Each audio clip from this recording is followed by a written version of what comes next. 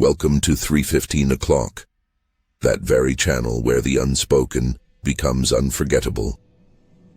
Do you have the courage to explore the stories they always wanted to hide from you? This is not just a horror channel. This is a place where silence is shattered by secrets, and every story carries a weight of fear it was never meant to bear. The first story. The cold contract Jack always said that the worst thing in the morgue wasn't the dead, but the silence. Not just an absence of sound, but a total, oppressive, sterile silence that even the hum of the refrigeration units couldn't pierce. That hum was the frozen heartbeat of the entire building, reminding Jack where he was.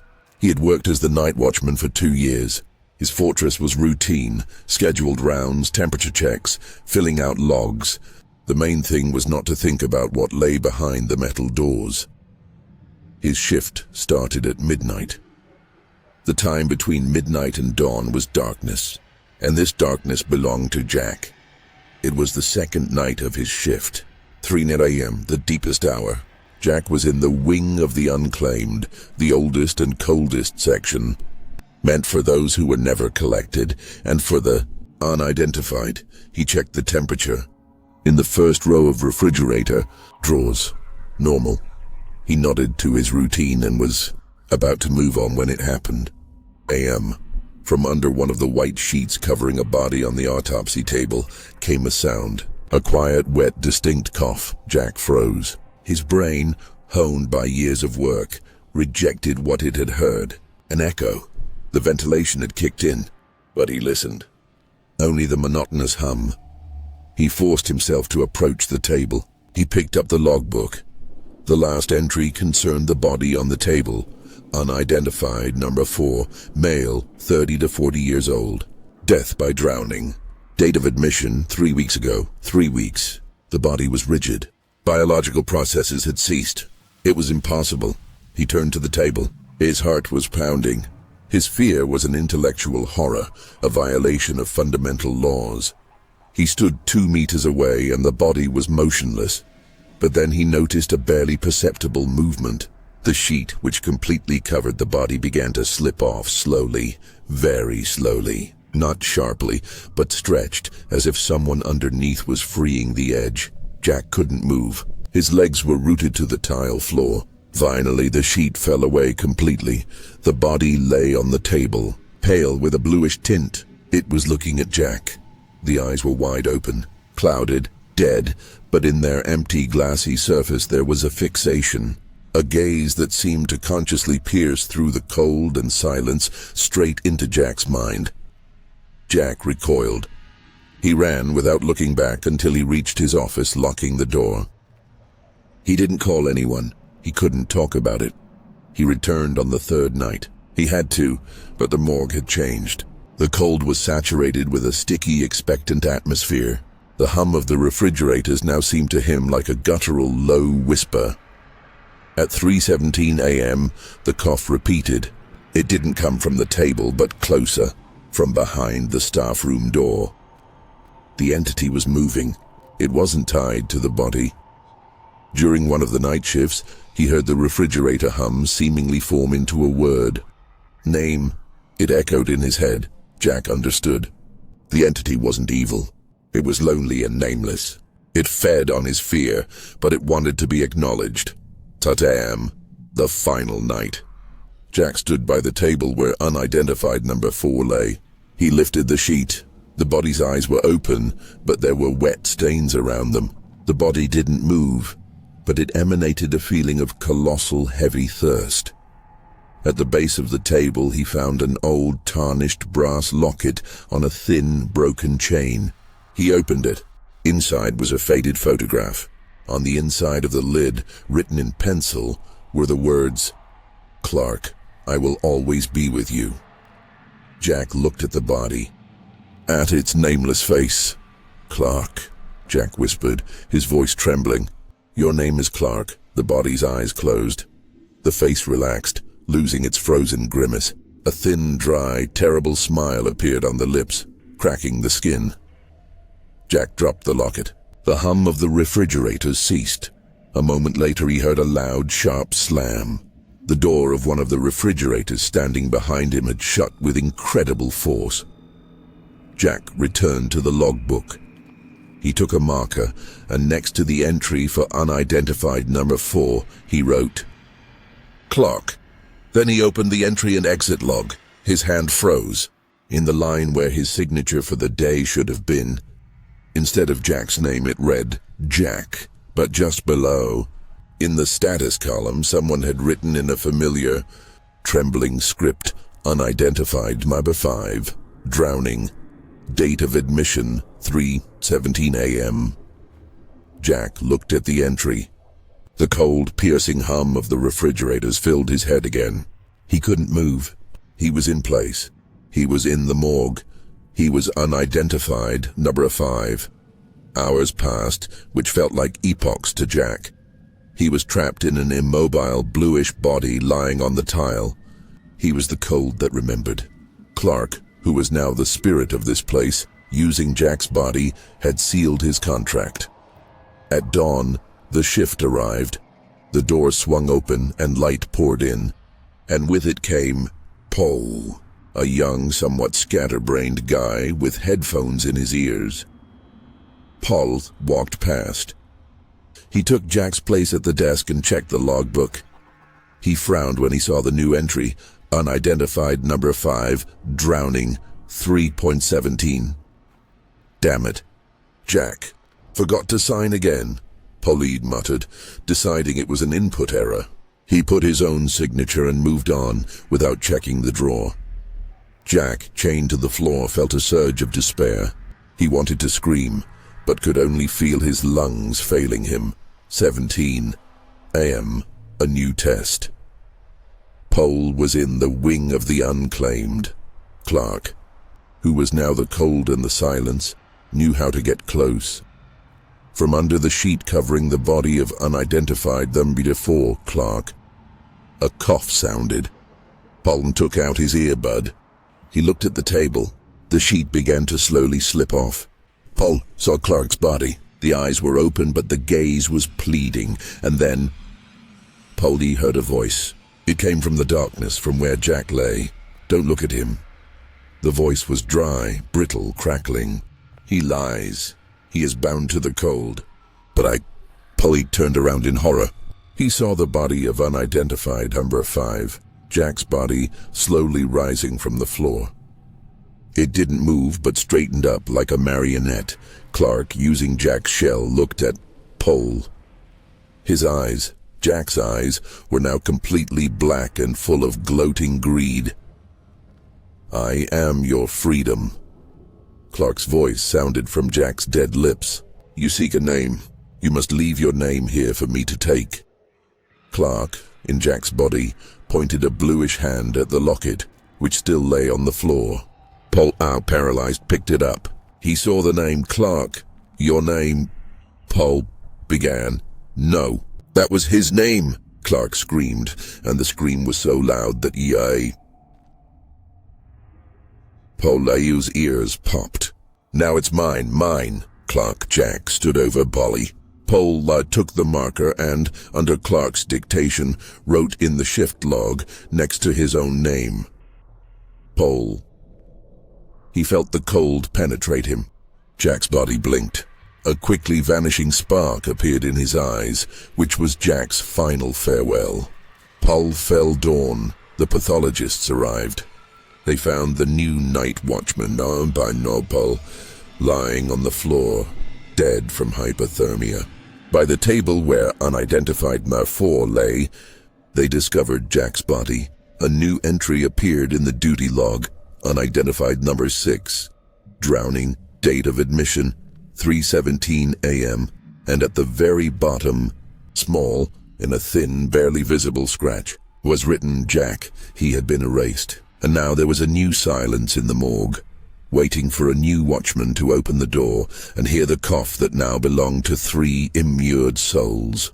And from drawer number 5, the eyes that were once Jack's eyes opened, ready to greet the next guest. Clark, in Jack's body, was finally at peace. He stood over Paul. bent over in a pose that Jack now knew all too well, the pose one freezes in when the last spark of life is sucked out of you. Jack, now unidentified number 5, perceived this transition not by sight but by cold. He felt how the warmth that had left Paul did not dissipate, but poured into the walls, the floor, the very hum of the refrigeration units. It was his old cursed contract, now signed by Paul, but this time, not everything went smoothly. Echo of consciousness. Jack's consciousness, locked in the dead shell, did not fade like Clark's had. It burned in this icy captivity like a last candle. He was a stranger in his own body, watching as Clark controlled his hands, his eyes, his strength. When Jack's body, Clark, slowly straightened up after completing the cycle, Jack felt the entity's disgusting triumph. It wasn't just a feeling. It was a surge of gloating and greed that did not belong to him. I should have escaped. I should have screamed. I should have burned this place down. These thoughts raced in his imprisoned mind, but were powerless against the absolute silence imposed by Clark. He saw his own hand, his own familiar hand, lean down to pick up the marker that Paul had dropped. Jack felt the friction of the plastic against his dead skin, and that was the most eerie thing, to feel the touch but have no ability to control it. Clark, in Jack's body, bent down and wrote on the tile near drawer number 6, "Free." And then, with mocking precision, he wrote at his old spot, near table number 4, "Clark." This was not just a renaming. It was an act of appropriation. Clark had secured for himself not only the name, but also the role of the watchman in this eternal theater. The fear of namelessness. Jack suddenly realized that his true horror was not death but dissolution. He saw how in the shift log Clark, using his hand, carefully crossed out his original signature. No, no, no. A soundless scream tore through Jack's consciousness. He didn't want to be nameless. He was Jack. He loved coffee with 3 sugars. He remembered the smell of rain, but his essence was shrinking. When Clark finished with the logs, he turned Jack's body towards the corridor. Jack saw the poly and a dead bluish copy lying on the floor, and he felt a pull towards this new body. It was the law of the morgue. A new namelessness is drawn to the old one, to pass on the baton of peace. Clark, moving his body, walked away. But Jack strained his consciousness, pouring all his last will into a tiny impulse. A single involuntary spasm. Jack's body, Clark, stumbled. Not much, just for a second, but it was enough. In that moment, his own hand did what he wanted. It fell to the floor and quickly, with a fingernail, scratched one letter into the tile. G. It was his last battle for self-identification. The final act of rebellion against the absolute silence. Clark immediately corrected the mistake. He lifted Jack's body and, using its boot, ground the letter into dust and grime. But Jack knew he had done it. Clark placed Jack's body in drawer number 5, laying it out neatly, face up, and so he lay, alone, in the complete darkness of the refrigerator where his own, once warm body now served as a cold stone for the entity. The silence became personalized. It was no longer sterile. It was filled with voices. Clark's voice, Paul's voice, and his own barely audible whisper, which was now part of the hum. "We are here. You are the morgue now. You are the cold." Jack tried to shrink back in horror, but his muscles wouldn't obey. He was perfectly straight. His eyes, which Clark had left open, saw only the black metallic ceiling of the drawer, reflecting his own dead face. The most terrible moment came when he realized he could hear everything. He heard the rain falling outside the morgue walls. He heard cars driving on the highway. He heard the dawn approaching, but he knew he would never feel the sunlight. His last thought, before his consciousness finally dissolved into icy panic, was about the next night. He knew that at 3:17 a.m. he would be waiting, And when the new watchman came, Jack would be one of those who would make him cough. Because to survive in this place, you had to find a replacement, and now that was his only eternal routine. The second story, donation for the forest. Caleb hated the Appalachians. Not the mountains themselves, they were majestic and ancient, but the silence between them. In the city, silence meant an absence of noise. Here, silence meant the forest was listening. His job with the charity Clean Hands was simple: to set up and empty green donation bins. But today was the farthest and creepiest trip. We were in West Virginia, where the roads turn into muddy ruts. Our old van with the Clean Hands logo stopped abruptly. Travis, our mechanic, and my partner swore, "Damn pump again. An hour at least." "Caleb, can you set up the last bin for now?" "Over there by the old signpost," I nodded. The place was desolate. The only landmark was a crooked wooden signpost, like a finger pointing deeper into the forest. The bin I was carrying was standard, bright green with clothing for the needy written on it and a wide slot for bags. It looked alien against the gray trees and brown mud. I clumsily secured it to the signpost and returned to the van to help Travis. No more than 5 minutes had passed. Travis was standing with his head under the hood, muttering curses. "Well, the bin's set up," I said. "A great way to—" I trailed off. I turned to look at my brand new, freshly installed green container. It was full. It was packed to the brim. A chill ran down my spine that had nothing to do with the evening dampness. The bin wasn't just filled. It was swollen, as if its contents had been abruptly compressed. You could see stuff sticking out of the wide slot. And it wasn't bags of clothing. Shreds of dirty, wet fur, black as coal and red as rust, stuck out of the slit as if someone had hastily stuffed old pelts in there. The smell carried by the wind was of raw earth, blood, and something animal, wild. "Hey, Caleb, what's up?" Travis popped his head out from under the hood. "Look." I pointed at the bin. "What the hell is that?" "Who could have?" "So fast." "And what is it?" Travis walked over. He was a big man and afraid of little, but when he saw the bin, he swallowed. "Must be a hunter. Dumped some pelts. We're on private land, after all." But before he could finish, a sound came from inside the bin.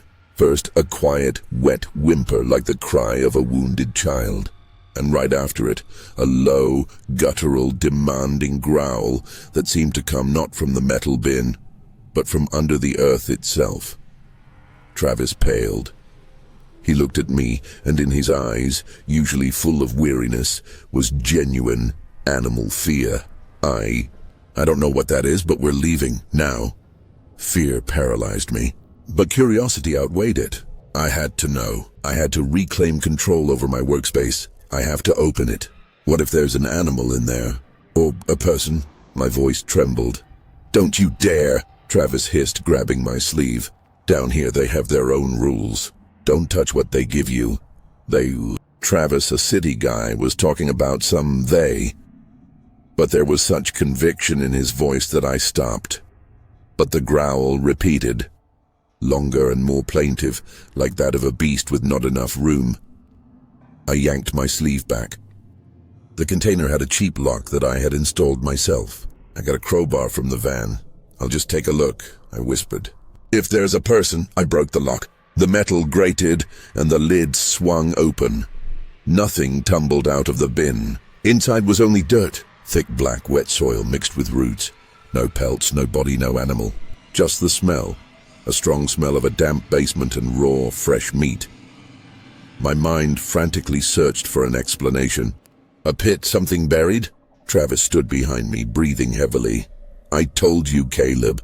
I shone my flashlight to the bottom of the bin.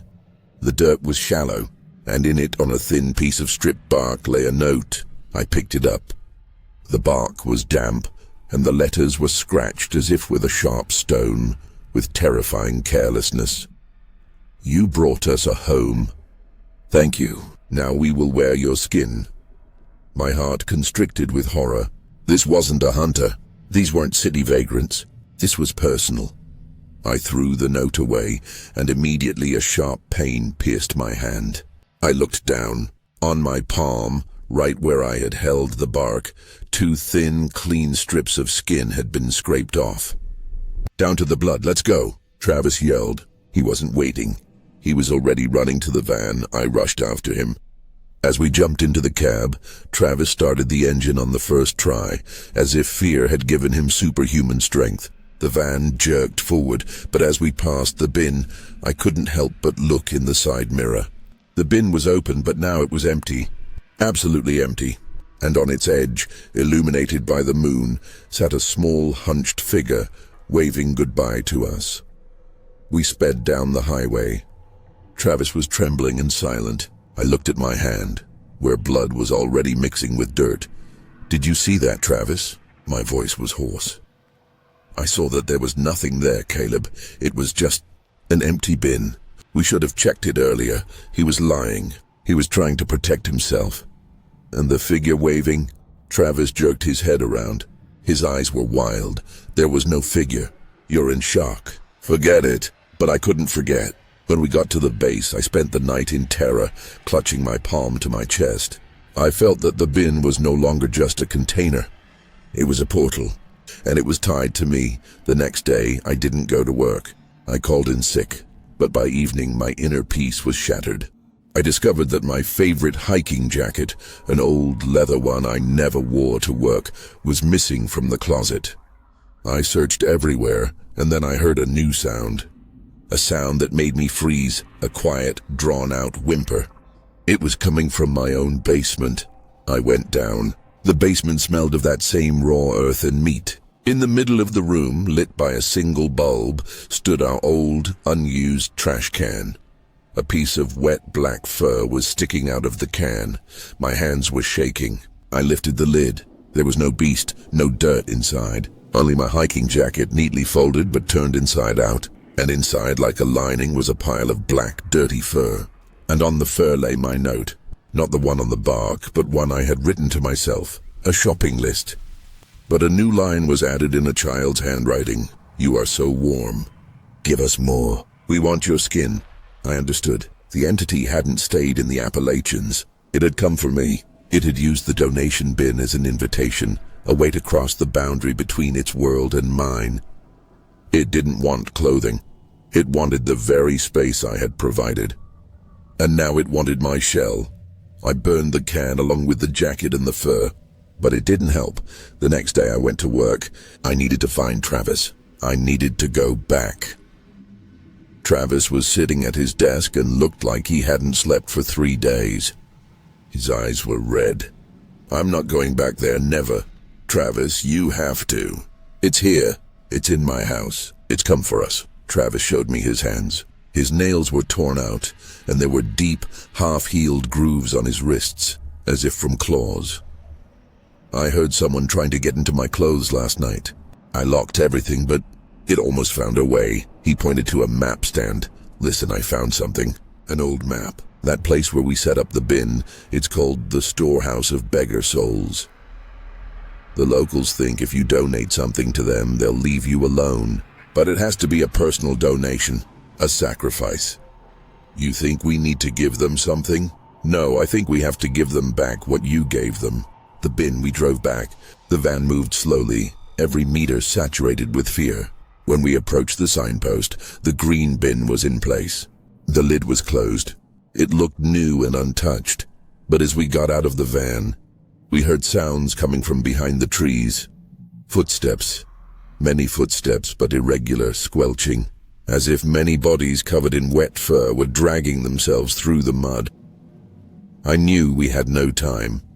We hooked the bin to the van, but then Travis let out a cry. He was looking at his hand, which was holding the cable. From under the sleeve of his old worn-out shirt, a thin, pale finger with a long black nail emerged and dug into the fabric. "It's here. It's on me!" Travis screamed. He tried to pull his arm away, but it was glued to his shirt. I saw something black and wet begin to swell under the skin on Travis's shoulder, as if a foreign fabric or fur was trying to burst out. Travis convulsed in agony. "I am my home!" A muffled, childlike voice sounded right from under his chest. "Thank you for the new home." I understood. The entity was wearing his skin like clothing. I had to act. The only way to get him back was to give it back its home. I pulled out a knife and slit the piece of Travis's shirt on his shoulder. At that moment, a wave of black, dirty fur burst from under the skin and scrambled back into the piece sticking out from under his shirt. Travis fell to the ground, his skin red and bruised, but he was free. We got into the van without looking back. I hit the gas. In the mirror, I saw the green bin bouncing on the tow and dark, hunched figures growing from the ground around it, trying to reach for it. I understood I couldn't just take it away. I had to leave it where it was most alone. I stopped. I took my last clean work glove and placed it inside the bin, a personal donation. Then I unhooked the cable and pushed the bin. It fell into the mud, and at that same moment, the forest filled with a triumphant, jubilant shriek. The scream died down. When I looked back, the bin was gone. No container, no traces on the ground, just the black, wet earth around the signpost. We left. We returned to the city. I quit. I changed my name, but I never forgot. Every morning I check my skin. I look at my hands to make sure my skin is still my own. And sometimes when I sit in an empty room, I hear a quiet, dry rustling, as if someone is putting on old, worn-out clothes. And in that rustling, I hear a muffled, contented mutter. "Thanks for the home, Caleb. You were so kind. And now let us know when you're ready for a new donation." And I know that one day I will wake up and my clothes will be gone, and a clean green container will be lying on the doorstep. 3 months had passed since the final donation. Caleb and Travis hadn't seen each other. Travis had left the state, leaving no address, becoming a ghost who preferred to dissolve rather than be dressed alive. Caleb stayed. Not because he was braver, but because he couldn't leave. The entity he called the beggar souls had attached itself to him like an invisible, sticky, cursed second skin. His life had turned into one endless paranoid ritual. He could no longer wear loose clothing. Jeans had to be tight, shirts form-fitting. He had to feel his skin under the fabric to assure himself there was no space between the cloth and his body for something else to crawl into. The worst was breathing. Every breath Caleb took was an effort because he was afraid that on the inhale, he would expand his lungs and create a small, empty room inside his chest that the beggar souls would instantly occupy. His lungs worked at half capacity, and he constantly walked around with an acute, cold shortness of breath. He slept in the brightest room in full lighting, sitting on a chair with sharp corners so nothing could approach him from behind. Autumn began. The cold intensified his anxiety. Caleb was sitting in his kitchen, trying to eat a cold piece of toast. He flinched. He thought he caught a smell. The smell of raw earth, mold, and wet fur. The smell was coming from his own clean boots, which he had placed by the door. He jumped up. He grabbed the boots and began frantically inspecting them. Nothing. Dry inside. But the smell was distinct. He started tearing his clothes off, searching for the source of the invasion. When he took off his shirt, he saw it. On his right shoulder, right where Travis had torn the fabric to free himself, his own skin had changed color. It had become gray and tough, like old dried leather that had been worn for decades, and then he heard it.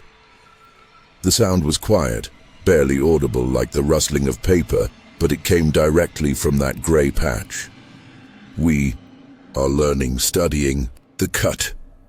It wasn't a voice. It was a feeling that turned into sound inside his head. For the first time in 3 months, panic broke through. He grabbed a kitchen knife and brought it to his arm, looking at the gray patch. He had to cut off the infected part.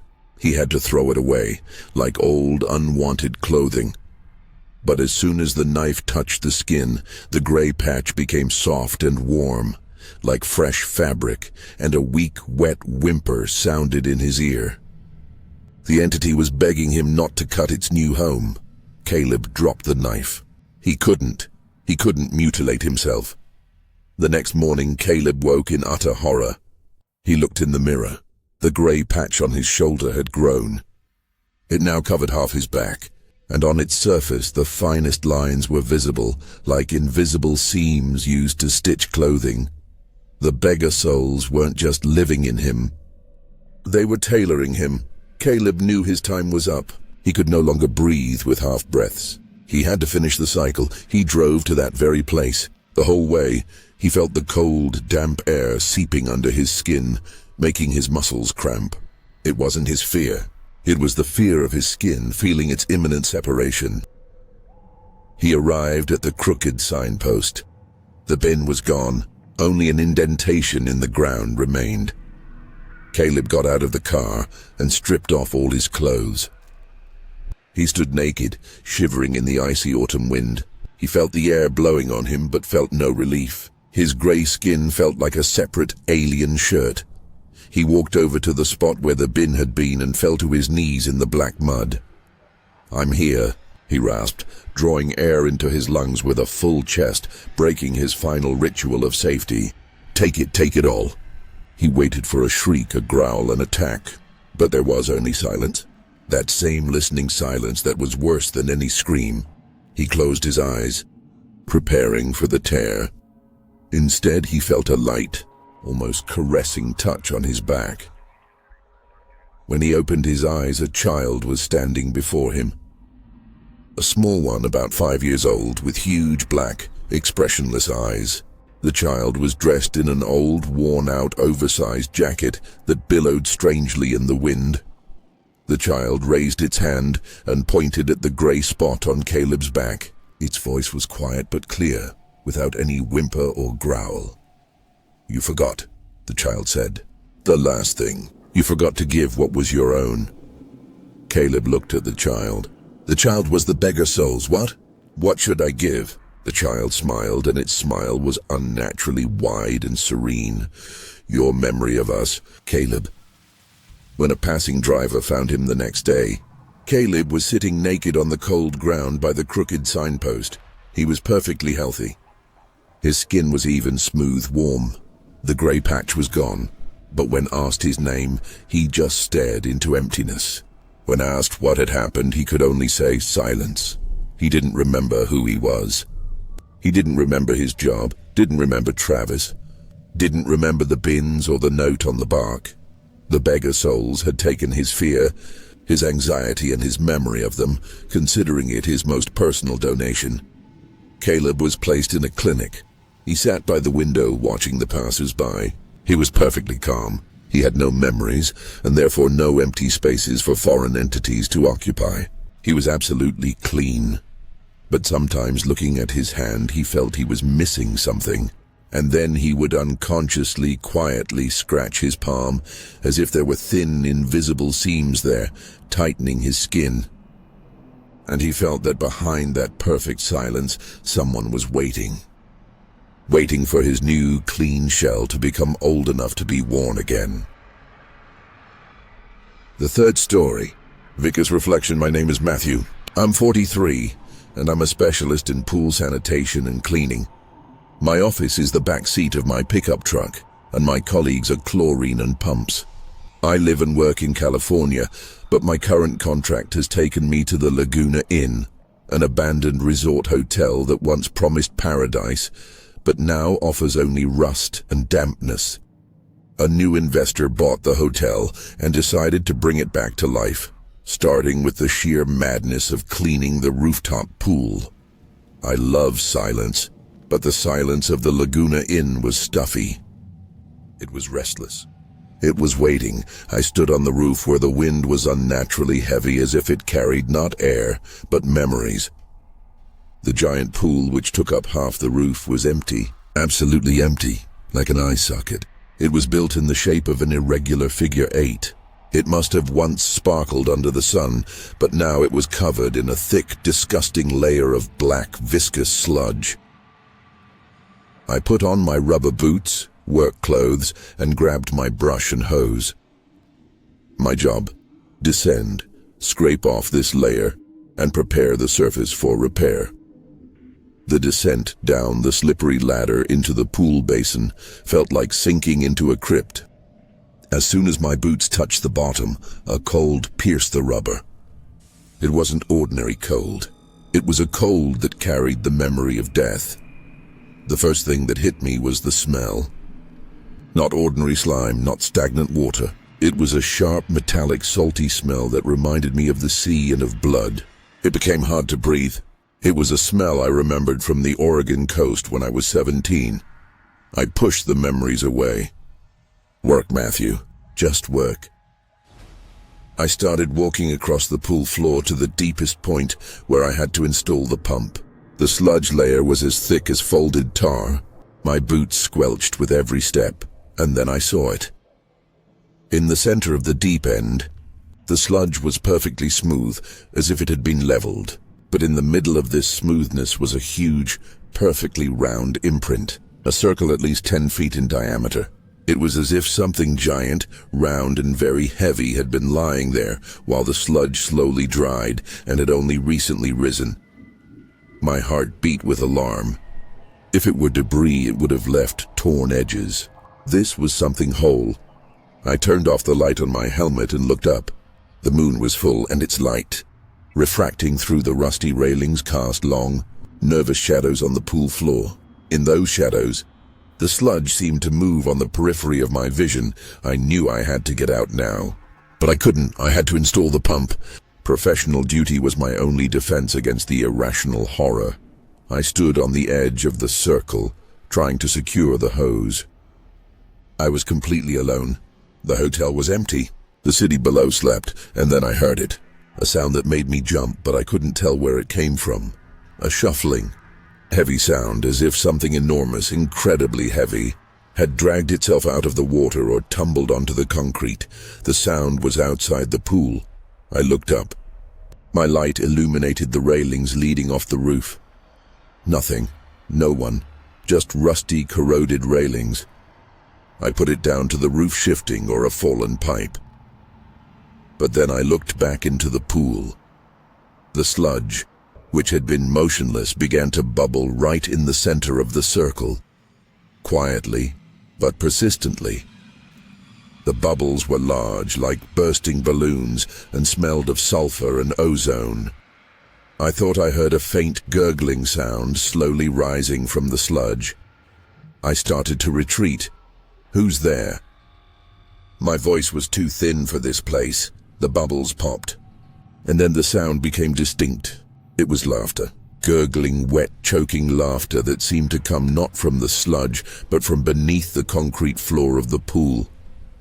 It's laughing under me. It knows I'm here. I panicked. I scrambled toward the ladder, but my boots got stuck in the sludge. I pulled one foot free and immediately lost my balance. I fell. My hand instinctively plunged into the sludge, and it surged over the rim of my rubber glove, coating my arm. The cold was unbearable. The moment my hand submerged, I felt a touch.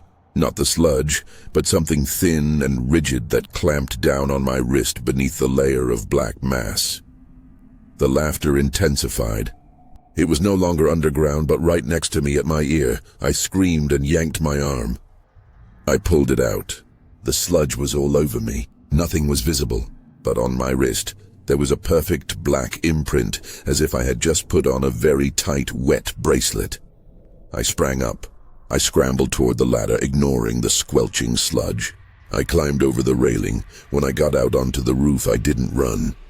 I turned and looked into the pool. The sludge was silent. The bubbles had disappeared, but in the very center where the circle was, a faint, barely visible reflection appeared. Not of the moon or the clouds, but of a distorted, massive black blotch that seemed to be looking up at me. I felt it had seeped into me along with that sludge.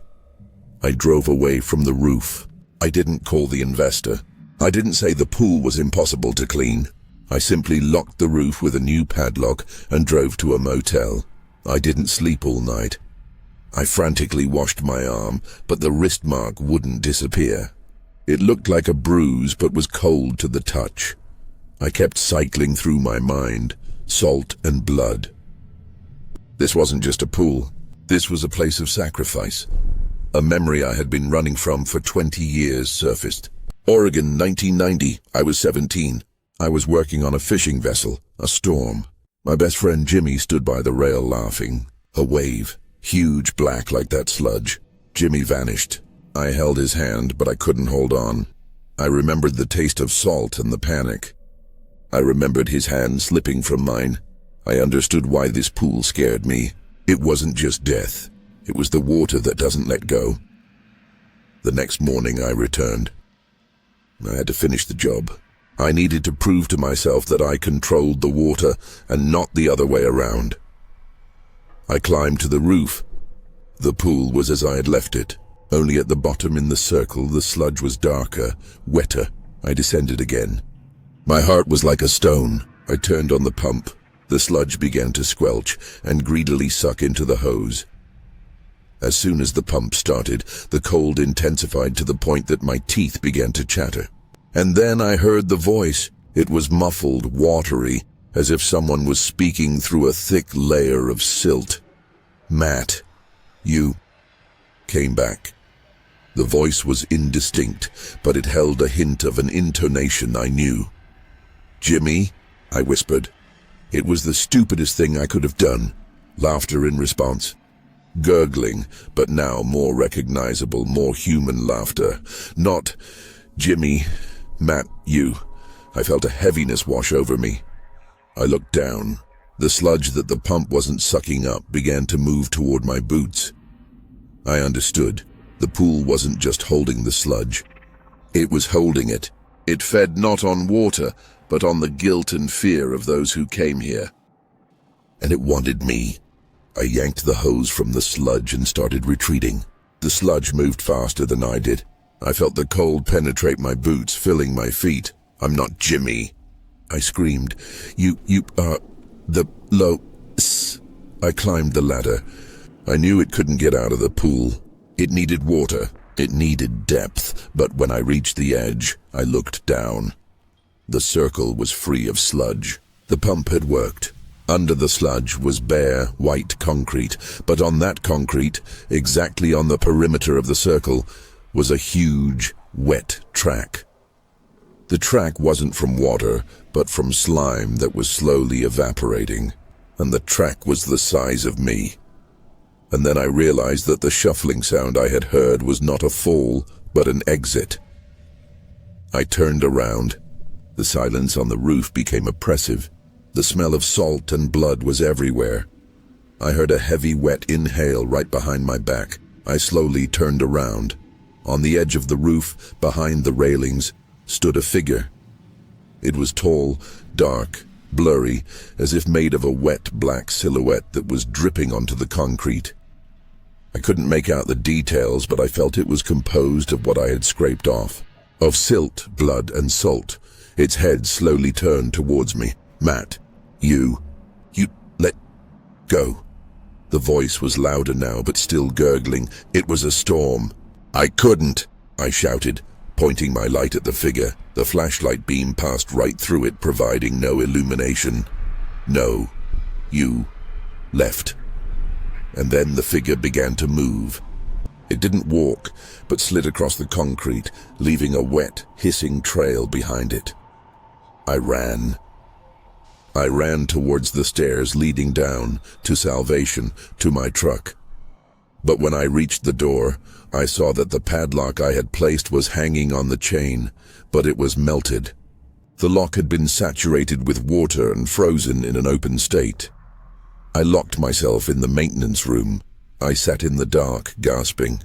Outside I heard the shuffling steps and the gurgling laughter, which now seemed triumphant. I knew what it wanted. It wanted back. It wanted to submerge me into itself so that I would feel the cold and the weight of my guilt again. I looked at my hand. The mark on my wrist had darkened. I ran my finger over it. It was sticky and damp. The laughter outside the door became interrupted, hysterical. "Matt, you... the water is waiting." I pulled a lighter from my pocket. I knew it needed moisture to exist. I set my work jacket on fire. The flame flared up. I pressed myself against the wall. Outside there was a piercing, hissing screech. The figure was retreating from the heat. When the screeching subsided, I put out the fire. I opened the door. Nothing. Only steam rising from the floor. I went out. The roof was perfectly dry. I didn't leave. I couldn't. I was part of it. At dawn, I descended into the empty pool. White concrete. I lay down on the very bottom, in the center of the circle. I took a clean piece of concrete and scratched words onto it with a sharp stone. You are not Jimmy. I know. You are the fear I left behind. I won't let you go. I sat up and closed my eyes. I stopped being afraid. I stopped breathing in half sighs. I took a full, deep breath, feeling the air expand my chest. I exhaled it into the empty pool, and I heard one last faint gurgle from under the concrete. It was the sound of defeat. I had taken its space. I drove away from the hotel. I didn't clean the pool. I simply filled it with cement, forever sealing the circle and what lay beneath it. I returned to my work, to my pools. But now when I work, I always feel a particular cold aftertaste in the water. And sometimes, very rarely, in the perfect blue of the water, I see a blurry black imprint that slowly descends to the bottom, and I know it is my shadow. The shadow of my fear, which I haven't let go of. It stayed with me, but now it's on the surface, not in the depths. I defeated the water, but I sheltered my demon, and I never wore watches or bracelets again, because on my wrist there is always the cold black mark that reminds me of the viscous reflection of my guilt. And every time I look into the water, I see the shadow start to move. But now, unlike that day, I laugh first. My laughter is dry and loud, and it scares the water away. A year passed since Matthew sealed the viscous reflection in the concrete of the Laguna Inn. He didn't just return to life. He built a new fortress, not of routine, but of control. He began cleaning pools with manic precision, pushing the chlorine level to the limit so the water was not just clean, but sterile and dead. He no longer felt fear, but he felt awareness. He knew that it now lived not under the silt, but in his periphery, in his residual guilt. Matthew moved into a house without a basement, without an attic, without unnecessary corners. He lived in minimalism because emptiness gave the entity no place to hide, but it found a new way to communicate. It manifested in reflections. When Matthew looked at the perfectly smooth water surface in a pool, he no longer saw himself. He saw something. It wasn't a face or a figure, but a distortion of light that had mass and form. If he blinked quickly, the reflection would gurgle for a moment before returning to the normal ripple. This was his new bracelet, a retinal reminder. He couldn't sleep anymore. Every time he closed his eyes, the darkness thickened and became damp. He felt the heaviness of his body, as if he were lying on the seabed. One night, he woke up to find his blanket soaked with cold, salty water. The room was dry. His bed was dry, only the blanket. He threw it out and has slept without one ever since. This was psychological terror, an injection of moisture into his dry, controlled world. 6 months later, Matthew received an unusual contract. The investor who bought the Laguna Inn hired him again. The pool isn't holding water, a businesslike voice said on the phone. We filled it, but the level is constantly dropping. There's a crack. You have to find it. Matthew felt an icy jolt run down his arm, right along the black mark on his wrist. It was a summons he couldn't refuse. Refusal would be an admission of defeat. He returned to the Laguna Inn. Everything on the roof had changed. New tile, fresh plaster. Only the pool was full of water. The water was blue, clean, innocent. But when he approached the edge, his pulse soared. The water was too calm. It didn't reflect the sun. It absorbed it. Matthew dipped his hand in the water, checking the temperature. The water was colder than it should have been under the Californian sun, and despite the crystal clarity, he couldn't see the bottom. The depth seemed infinite. He put on his scuba gear and prepared to dive. This was his element. He was a professional. He controlled the water, the descent. Underwater, there was chaos. The tile he saw from above was shattered from the inside. The crack wasn't just a crack. It was a breach in the concrete that something had gnawed through. Matthew swam toward it. He felt a pressure pulling him into the breach, and then he saw it.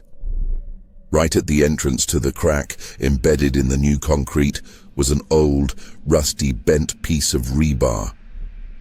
And attached to this piece of rebar, as if glued to it, was a snippet of old, faded, green tarp, the same kind used to cover the Caleb's donation box.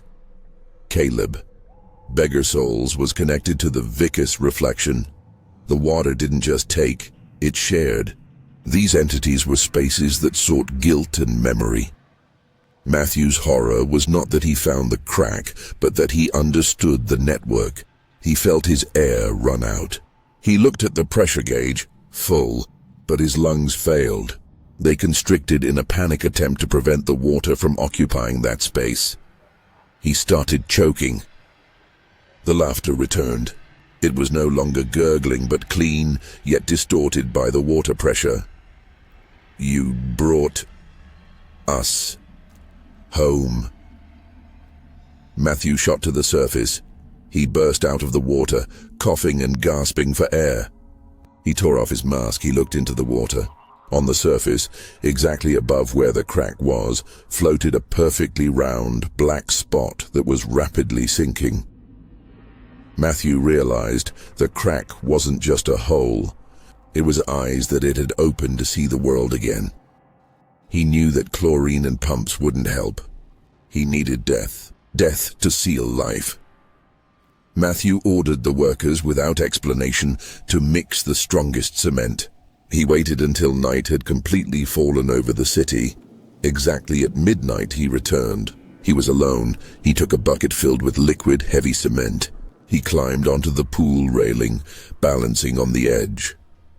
He looked at his reflection in the water. In that moment, the reflection stopped being him. It became a black, amorphous blob with two huge, greedy holes instead of eyes. "You want me?" Matthew croaked. "You want my guilt to feed on? You want me to drown?" The reflection trembled. It opened a watery mouth. "You are guilty." "Yes," Matthew replied calmly. "I am guilty. I let Jimmy go. I am guilty and I own this guilt, but I won't give it to you." He plunged his hand into the cement.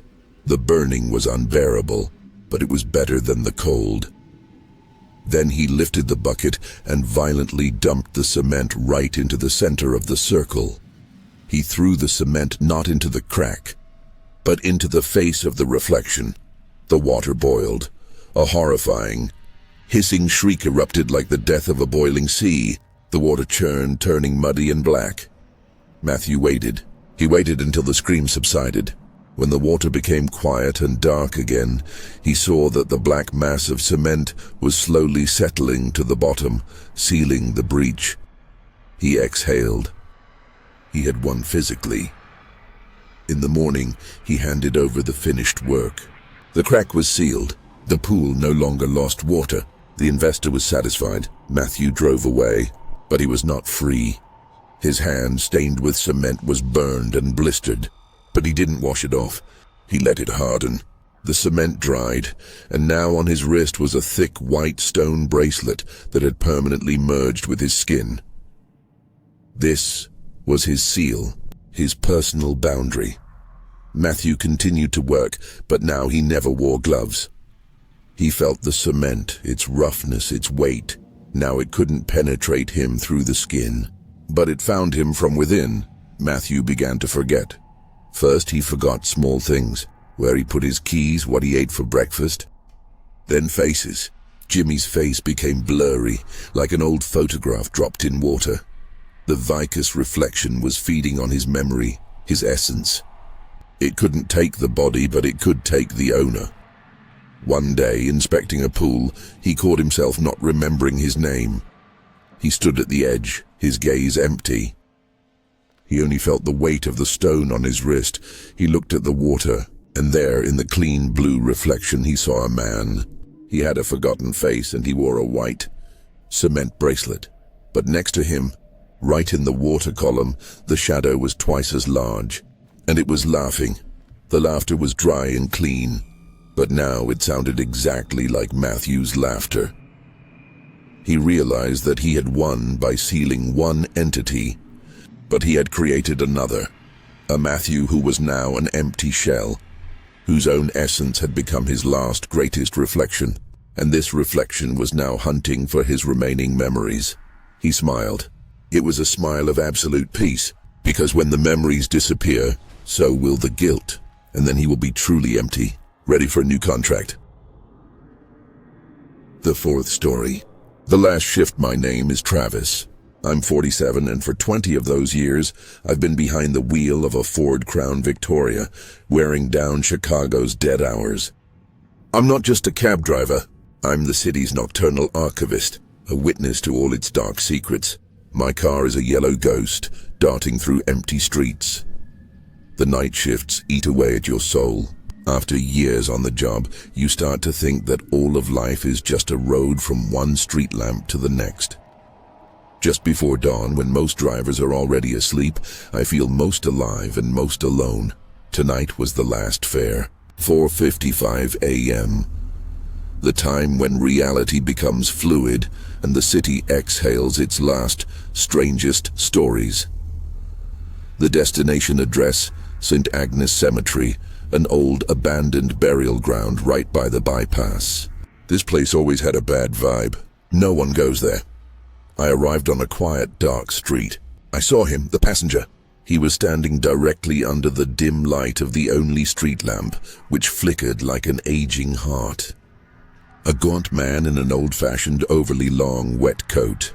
Even from a distance, he emanated cold and mustiness.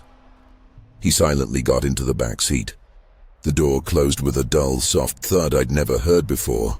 The inside of the cab became unbearably cold, even though it was relatively warm outside. The smell of a damp basement and wet earth. "Where to, sir?" I asked, looking in the mirror. "Where you're going," came a quiet, dry, barely audible whisper that seemed to come not from a throat, but from the seat upholstery. I chalked it up to fatigue. I started driving. The entire way, about 20 minutes along the winding bypass, the passenger was silent. His presence was heavy and physical, like a wet stone. I couldn't see his face in the mirror, just the large collar of his coat and a shadow that seemed to absorb the light inside the cab. My paranoia grew. I started thinking about money. He hadn't named a final price, and his coat didn't look like it contained a wallet. But I didn't dare ask. I tried to break the tension by commenting on the weather. "Rained yesterday. Lucky it's dry today." In response, absolute silence. But I felt the cold from the back seat intensify, and I thought I heard a very quiet, dry chuckle that dissolved into the engine noise. I understood that it didn't want conversation. It wanted me to drive, to focus on the road, while it watched me. My thoughts snagged on his coat. It wasn't just wet. It looked like it had been buried in the earth for a long time. We turned towards the cemetery. The fence was tall, wrought iron. Moonlight fell on the sagging gates. They were tightly locked with a huge padlock covered in rust and moss. I stopped the car.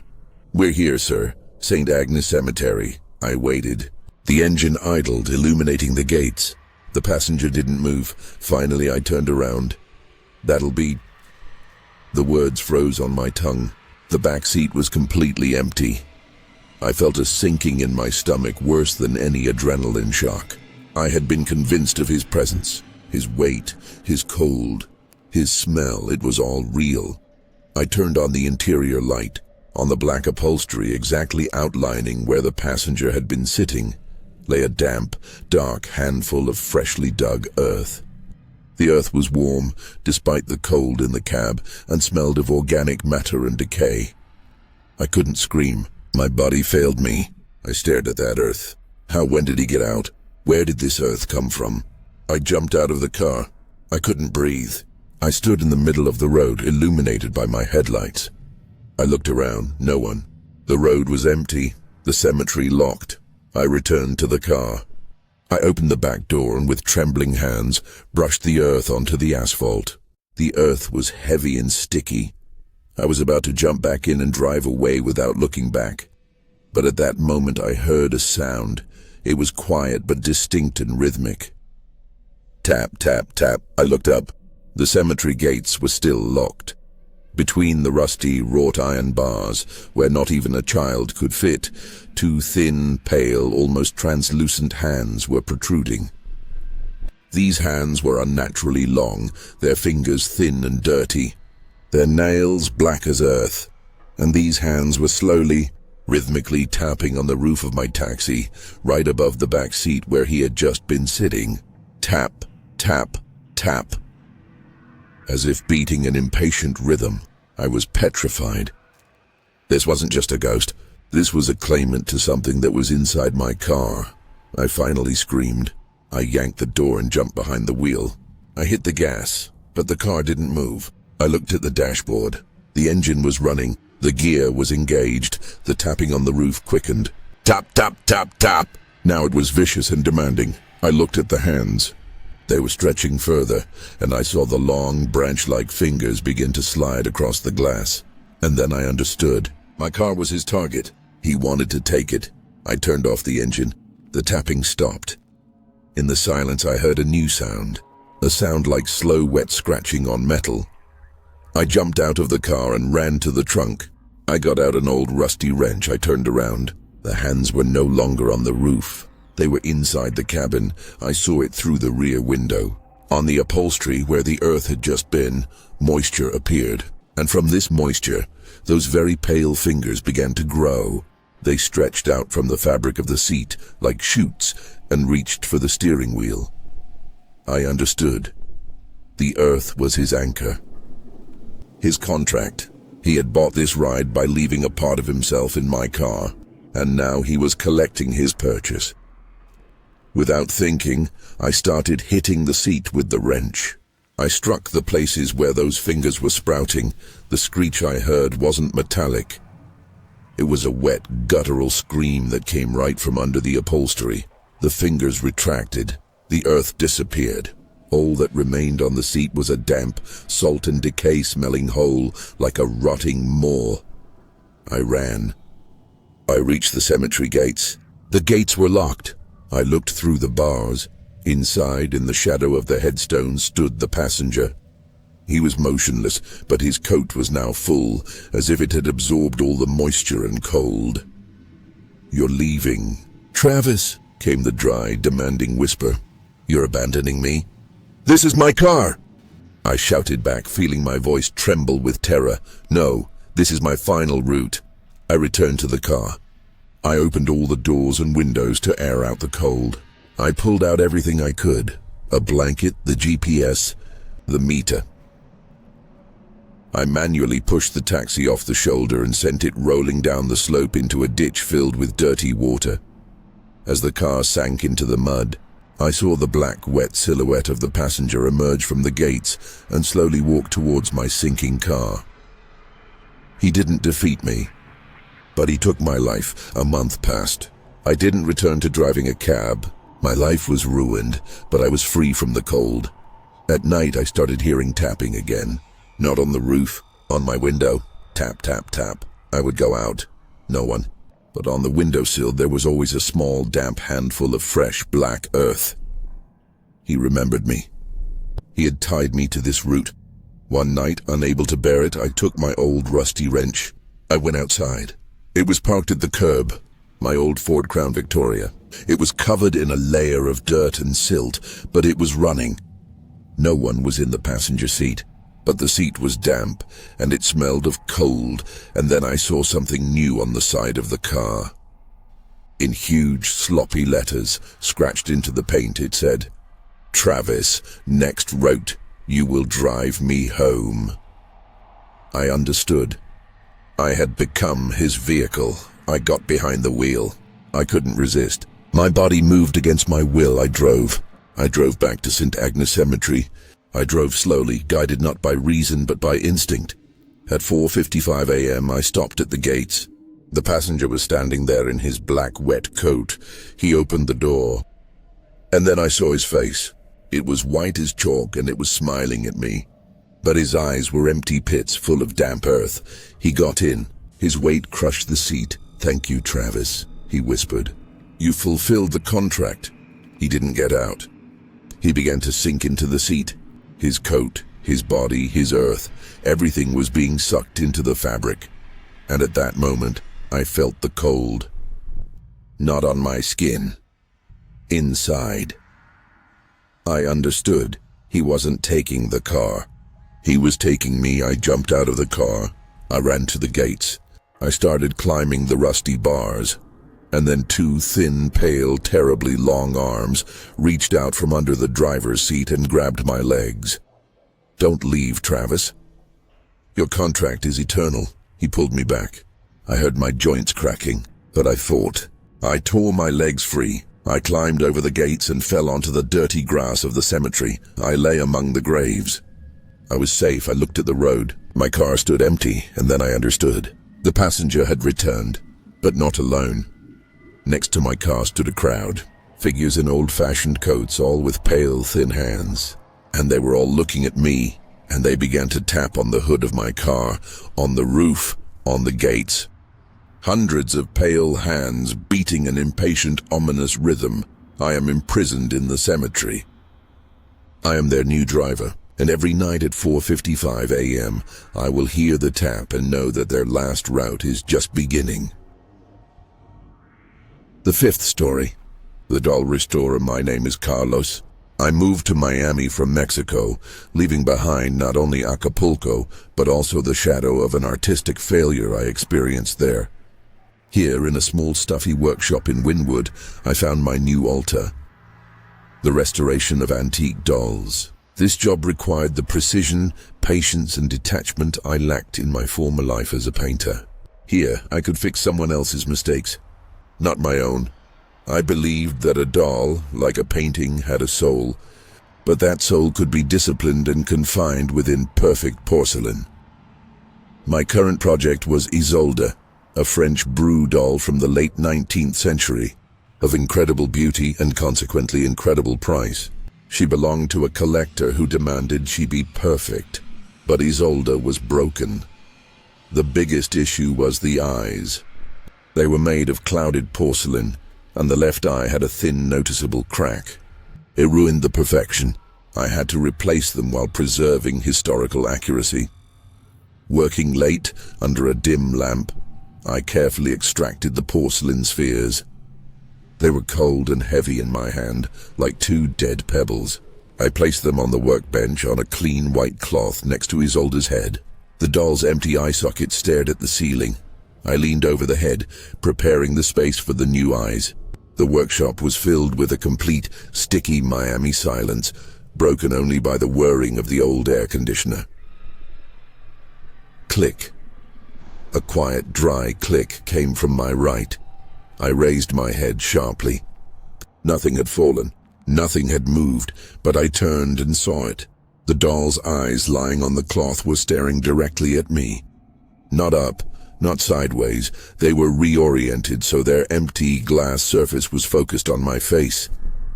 I felt a cold sweat run down my spine. Reflections. It's just a trick of the light. I tried to convince myself that the lamp's reflection on the curved porcelain surface created the illusion of a gaze. But I knew the cloth had moved. I returned to work, trying to ignore them. Perhaps 30 seconds passed.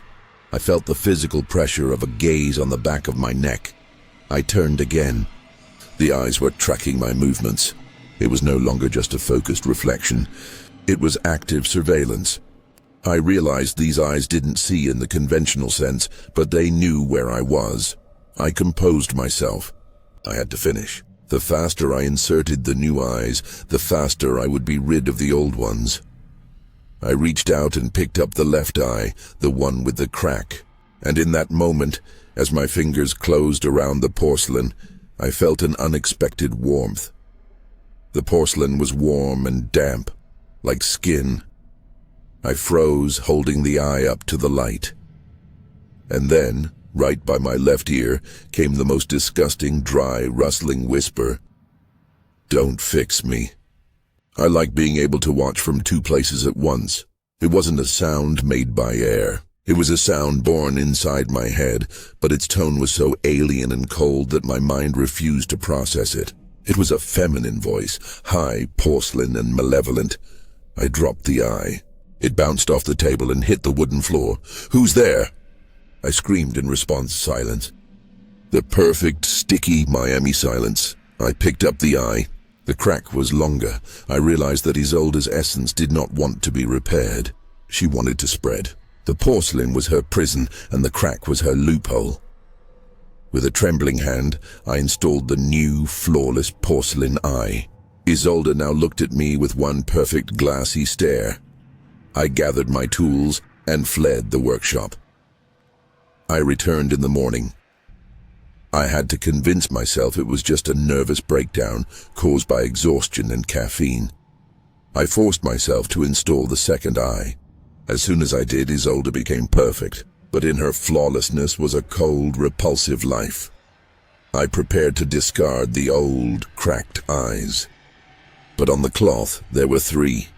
Three. I distinctly remembered there being two. I picked up the third one. It was smaller, dirtier, and it had a noticeable brown spot like a pupil. I felt a cold pierce my fingers. This eye stared at me with such persistence that I couldn't look away. I put it back down, and immediately heard laughter, a quiet, rustling laugh that seemed to come from Isolde herself, standing behind me. "We are copying, Carlos." I spun around. Isolde was standing on the table. She was looking at me. I started searching through journals. I found an old note about the doll.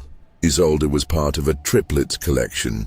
3 similar dolls made at the same time, but the collector only sent me one. This meant Isolde's essence wasn't in the porcelain, but in the idea of the perfect doll, and she was creating her sisters from whatever was nearby. I looked at the table. Next to the doll's head was my work glove, which I'd forgotten the evening before. It was now stiff and twisted, and another fourth eye gleamed in its clenched fist. The horror for me wasn't ghosts, but the loss of control. I couldn't allow my workspace to be infected by imperfect, chaotic reproduction. I began the reverse restoration. I removed the flawless new eyes from Isolde and replaced them with the old, cracked ones. I decided that Isolde must be sealed in her original, broken form. As soon as the cracked eye was back in the socket, I heard a drawn-out, screeching moan that filled the workshop. The moan was like the grinding of porcelain against porcelain, but the extra eyes on the table stopped watching. They became just dead stones again. I breathed a sigh of relief, but my victory was short-lived. I went to the back room to burn the extra eyes. When I opened the drawer where my old, beloved porcelain set was kept, a set I brought from Mexico and never used, fearing damage, I saw it was shattered. Not into pieces, but into small, perfectly round porcelain spheres, and in the center of each shard, like a tiny brown pupil, was a drop of my blood. The doll used my fastidiousness and my love for porcelain to shatter my personal boundaries. I looked at the mirror in the back room. I saw that my own eyes were red from strain. And then I noticed a strange, unnatural reflection appeared in my pupils. It was too white, too empty. I heard a new whisper that was closer to my inner ear than the previous one. "You are not perfect, Carlos. Your eyes, they are tired. Let me help. Let me become your underglazed porcelain." I knew that if I allowed myself to sleep, she would enter my own eye sockets. I hadn't slept for 4 days. I worked to seal Isolde. I found the sturdiest wooden box, nailed it shut, and wrapped it in chains. I wanted to bury this porcelain. All that night I felt watched. I didn't see the extra eyes, but the entire workshop was looking at me. I heard the squeak of my old leather boots. And that squeak turned into a conversation. He's not sleeping. He's hurting. Soon we will watch over him. I couldn't distinguish the real squeak from Isolde's voice. I sealed the last chain on the box. I felt Isolde inside was exulting. She got what she wanted. Absolute attention and fear. I collected all the other eyes and porcelain shards into a bag. I decided I would take them to the sea. Water is the only thing that can destroy porcelain. On the way to the coast, when I stopped at a traffic light, I looked at the dashboard of my old Chevy. The speedometer, the tachometer, the fuel gauge, they were all eyes. Round, black, and they were all looking at me. When I started driving, the speedometer needle wavered, and I heard a new voice coming directly from the radio. "Don't rush, Carlos. We want you to see everything." The panic was physical. I floored the gas, knowing I had to throw the bag away. I drove out onto the pier. The moon was full. I pulled out the bag, I swung it and threw it into the dark, oily water. The bag of porcelain let out a terrifying, piercing screech as it hit the water, and in the same second, I felt a blow from behind. My old Chevy started by itself and swerved onto the pier. The headlights came on, blinding me. Inside the car, I saw Isolde. She was sitting in my driver's seat, not in the box, but free. And her eyes, two perfect porcelain eyes, were wide open. "You're not leaving, Carlos. You are our restorer." She pressed the gas. The car lunged toward the edge of the pier. I jumped aside, dodging the headlights. I heard the screech of metal, the gurgle of water, and then everything went silent. Silence. A perfect, wet, nautical silence. I was left standing on the pier. Without the car, without the doll, free. But when I turned to walk away, I saw one single thing lying on the clean, wet concrete of the pier. It was my own, perfectly round, white pupil, fallen from my eye. I closed my eyes, but I already knew Isolde had won. She took my eye, and now she saw through my eyes. I ran, but I knew I was no longer Carlos. I was the workshop through which she viewed the world, and she was waiting for my second eye socket to crack with fatigue. My only fear, becoming perfect, and the day I stopped being afraid, I would become her last, most perfect doll. Carlos didn't return to the workshop. He left it sealed like a tomb. He was homeless in Miami, a man hiding from his own sight. He hadn't just lost an eye.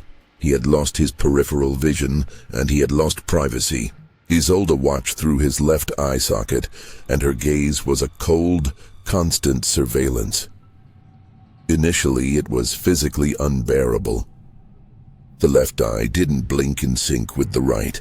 He felt constant strain on his retina, as if his eyeball were being forcibly turned in a direction he hadn't chosen. Isolde forced him to look at imperfection. As he walked down the street, Isolde made him fix his gaze on the cracks in the asphalt, the rusty car parts, the ugly seams on buildings. It was her constant lecture that everything around was broken. "See, Carlos, nothing is perfect, and you are broken." The voice rustled in his head. The greatest horror was that he felt her pleasure. When he felt disgust for the world, Isolde's cold porcelain delight seeped into his consciousness like an echo. He could no longer sleep. When he closed his right eye, the left remained active. He saw complete darkness, but in that darkness, images slowly appeared, not dreams, but old, painful memories that Isolde played like a film. She showed him her own memories, old, black and white images of European salons, where she stood, perfect and motionless, observing human vices and quarrels.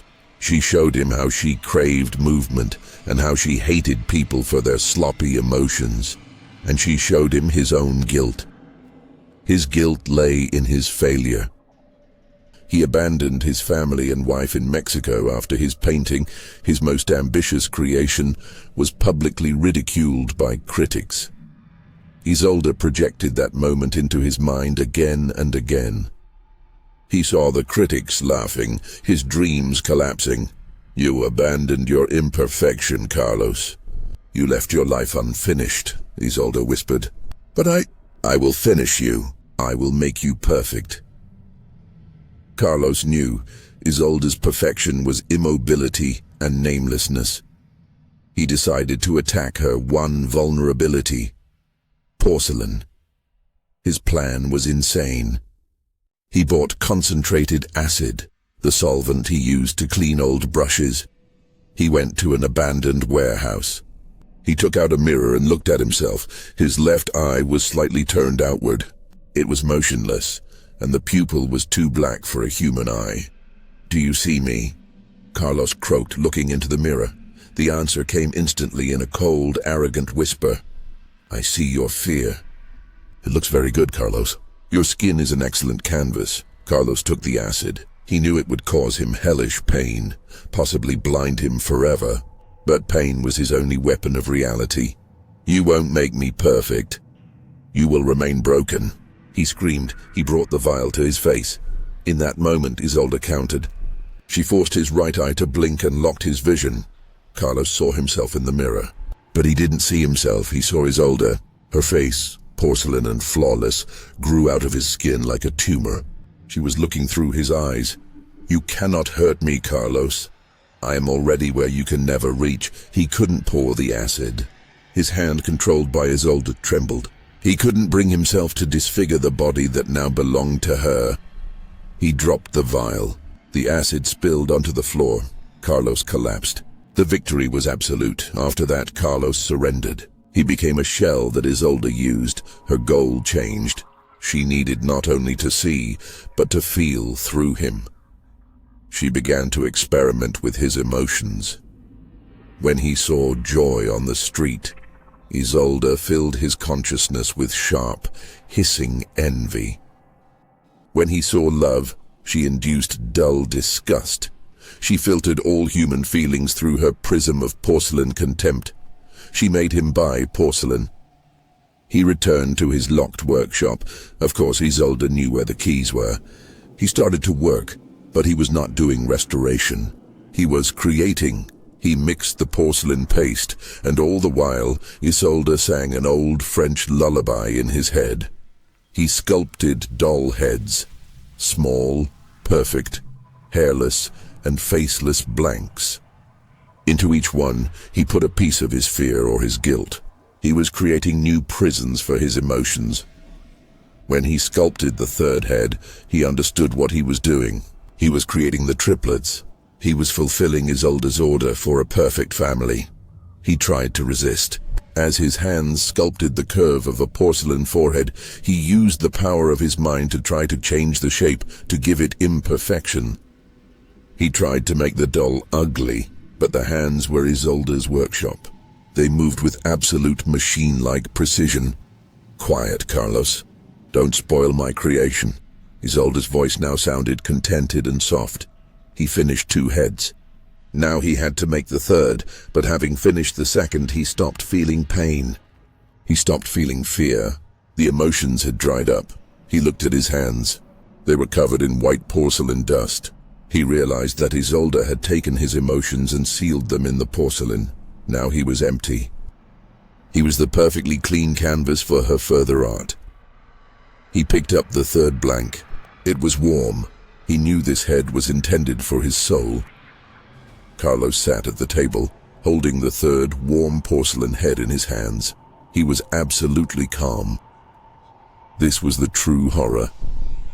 He realized that his last, most important crack was the memory of Jimmy, his friend whom he failed to save from the water. This was the root cause of his fear. He closed his right eye. The left one, Isolde's eye, opened in the darkness. Her triumphant, chilling laughter rang in his head. "Now you are empty. Carlos. Perfect. Now you are ready for the final seam." He brought the porcelain head to his face. His hands, his own hands, were about to press it to his face to complete the transformation. But in that moment, in the last cold corner of his mind, Carlos remembered one single image. Not the image of Jimmy, but the image of his wife, Anna. The way she cried when he left, and how imperfect and alive her face looked. In that imperfect pain was a strength that Isolde could not control. Carlos exerted the last remaining spark of will in him. He focused it on the left eye, Isolde's eye. He felt something crack. Not porcelain, but his own bone. Carlos, by the force of his will, made the left eye blink, not gently but with a sharp convulsive spasm. Isolde's eye, affixed to his skull, cracked open. The loudest, most piercing feminine shriek Carlos had ever heard erupted in the workshop. It was the scream of shattered perfection. The darkness in his left eye socket exploded. Carlos fell. He lay on the floor, his body shaking with convulsions. When he came to, he was alone. He carefully touched his left eye. It was intact. It blinked in sync with the right. But now it was completely blind. Isolde was gone. Carlos got up. He left the workshop forever, leaving the 3 porcelain heads there. He returned to Mexico. He found Anna. He hugged her, and her imperfect tears were the most beautiful reality for him. He no longer restored dolls. He began to paint again. He painted faces full of imperfections, wrinkles, and living pain. But his art was unusual. All his paintings were faceless, because he couldn't bring himself to look at them. And on every painting, in the bottom right corner, he painted a single, perfectly round, white pupil. He painted it with his right eye closed, relying only on the memory of his left blind eye. He knew Isolde was waiting. She waited for him to create the perfect space in his art, to return and complete him. And as long as his art was imperfect, as long as he remembered the pain, he was safe. But he knew that one day, if he created a masterpiece, there would be a space in it that Isolde would gladly fill. And then he would see the world again, but through her porcelain eyes. The 6th story. Unnumbered case. My name is Jack Sorbat. I'm 34 and my life is order, dated 100 years ago. My profession is archivist. My office is the deepest basement of an old municipal building in Boston. The city council moved out long ago, and the building, officially sealed for renovation, was now my personal dusty crypt. I love this place. It was dominated by an absolute dense silence, broken only by the hum of the old ventilation systems, which to me was the rhythm of history. I worked among shelves that receded into the darkness like the streets of a dead city. Thousands of folders, brown, gray, yellow, each was a sealed time capsule. My task was to catalog them, to give a name to every scrap of paper. At night I would sometimes hear footsteps upstairs. Quiet, measured, hollow steps on the empty marble. I put it down to the building settling or the wind, but they were too rhythmic for the wind. One night, at exactly 2:07 a.m., when the silence was deepest, I was looking for property deed file number 449B, Caulfield family. It was a case of the century. The decision depended on this ancient deed. I found the right shelf, the right section, and finally the right folder. Heavy, dusty, smelling of mold. I pulled it out. And that's when I discovered something. Under the Caulfield folder lay another. It was stitched not from cardboard or paper, but from dry, coarse, darkened leather. It had no number, no date, no title. It was simply absolute emptiness in a sea of order. My hands trembled. An unnumbered file. That was anarchy. It was the end of my world. Professional curiosity overcame fear. I took the folder. The leather was warm and porous like an old dried sponge. I opened it. There was no text inside, only drawings, children's scribbles done, it seemed, with wax crayons. The images were primitive but terrifyingly specific. They were human figures, but they had no faces. Their limbs were unnaturally long, and they were dragging other, also faceless people toward a vast black round pit drawn in the center of the page. There were no captions under the drawings, only one crooked line, like the trace of something that had been dragged across the page. I felt the cold permeate me, not from the basement, but from the impossibility of these drawings. I slammed the folder shut. The leather clapped loudly and the sound dissolved in the dense silence. I tossed it onto the shelf and grabbed the Caulfield file. I was about to run. But then I heard a sound, a quiet, wet chomping sound, like someone was slowly, deliberately licking old, damp leather. The sound was close. It was approaching down the corridor. I hid behind a shelf. I watched as the darkness in the aisle between sections thickened. The sound stopped right at my section. I froze. And then I realized that the sound wasn't coming from the corridor. It was coming from the shelves. It was coming from every folder I hadn't touched. From file number 447. From deed number 22C. Each of the thousands of unopened documents emitted that quiet, wet chomping sound as if a vast, invisible entity was slowly and greedily licking the dust and starch from their surfaces. This was the taxis, a nameless hunger that fed on oblivion and disorder. I realized the leather folder was the lure. It was a window into this hunger. I felt cold, dry air being drawn from my chest. I abandoned my work so as not to disturb it. I stayed there until dawn. When the first rays of light broke through the tiny basement window, the sound vanished. The shelves once again became dead wood and paper. I didn't tell anyone. How could I? My world, built on inventory, had collapsed. Now I knew that order is a temporary truce with chaos. I went back the next night. I had to. I was the sole keeper of order. I found the leather folder. It was where I had left it, but now it was slightly thicker. I opened it. The main drawing was the same, but this time the drawings were fresher, and on one of the pages I saw a new image. It was a man, huddled in a dark room, surrounded by tall rectangular shadows. The man had no face. Next to the drawing in the corner was a faltering, crooked signature, as if written by a hand that had never held a pencil. J.S. Jack Sorbat. The folder was drawing me. It was taking my identity and turning it into one of its faceless symbols. I realized the case of non-existence is not just chaos. It is a process of erasure. It fed on those who tended it. I burned the sheet. I thought I would destroy the evidence, but the ash vanished as soon as it touched the floor. My obsession became clinical. I started cataloging myself. I bought a notebook and began writing down everything I did and thought. My name, my age, my history.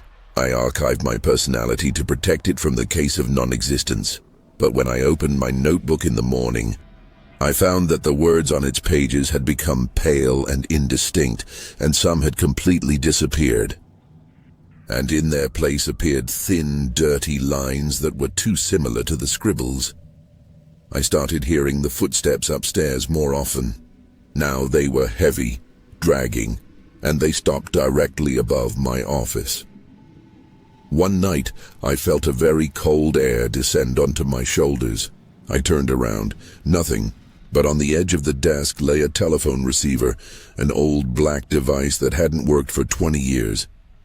I picked it up. There was noise in the receiver, not a dial tone, but thousands of rustles, like the shuffling of endless papers. And through that rustling, I heard a voice. A dry, papery whisper, "The Caulfield file is not needed." I froze. That was my project. "You are needed." The voice became disgustingly damp, like the chomping sound. "You are the perfect absence." I hung up the receiver.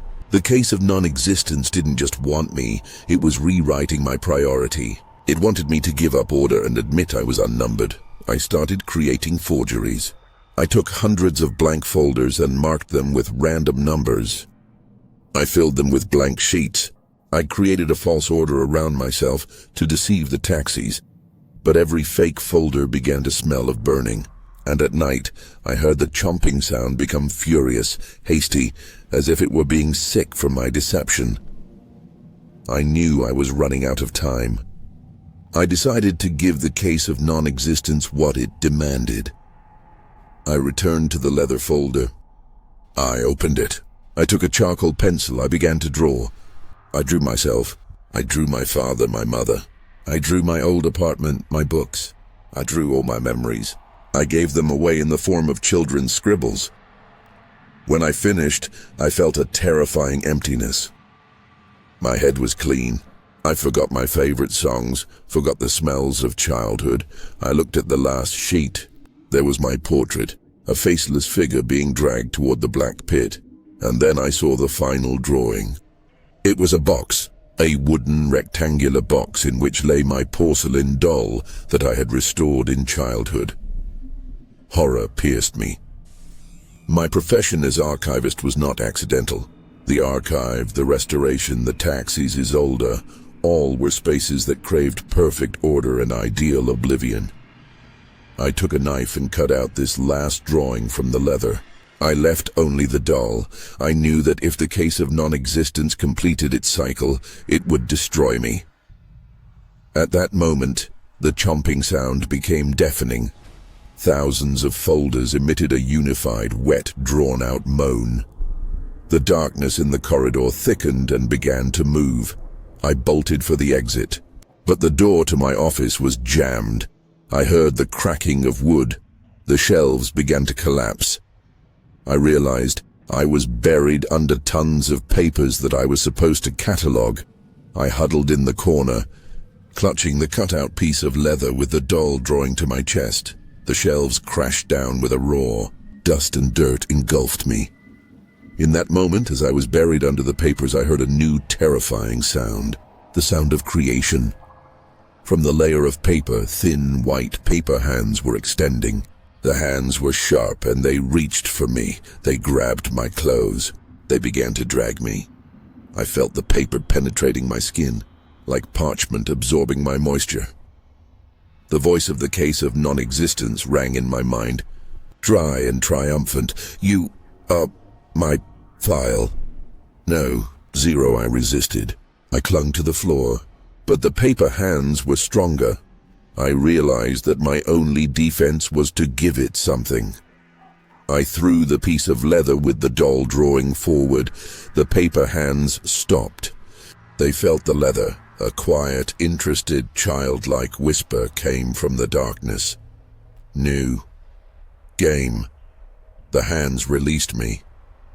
They carried the piece of leather back into the depths of the shelves. I lay in the silence. The crashing stopped. I was saved, but when I stood up, I found that my clothes were sewn to my body. The sharp edges of the paper had pierced my skin like invisible stitches. I got out of the basement and fled. I left Boston. I couldn't work. I forgot how to catalog, but I remembered one thing: fear. My life was now a search for unnumbered files. I found an archaeologist who was opening old sealed crypts. He didn't know his name either. He was just searching. I realized that we were all part of the same archive. We too were the remnants of those whom the case of non-existence couldn't completely destroy. We were property deeds that had not been found. Together, we returned to old municipal buildings. We looked for leather folders. We burned them, but the folders returned. I realized that burning them was the easy solution. The true victory was to give them a name. We began to catalog the chaos. We numbered every drawing. We gave a name to every faceless person. When I numbered my own portrait, file number 2014, Self-Oblivion, I remembered my real name. Now we work in the deepest basements of the world. We are the keepers of the borders. We are the last archivists, and every night, when the chomping sound becomes deafening, I know that it is hungry. But I look at the numbered folders that I filled with my past, and I know that I am protected. But sometimes, very rarely, I see very thin, sharp corners of paper extending from the folders and gliding across the floor. They are looking for something that wasn't accounted for. They are waiting for my final order, and I know that the last file I number will be my own.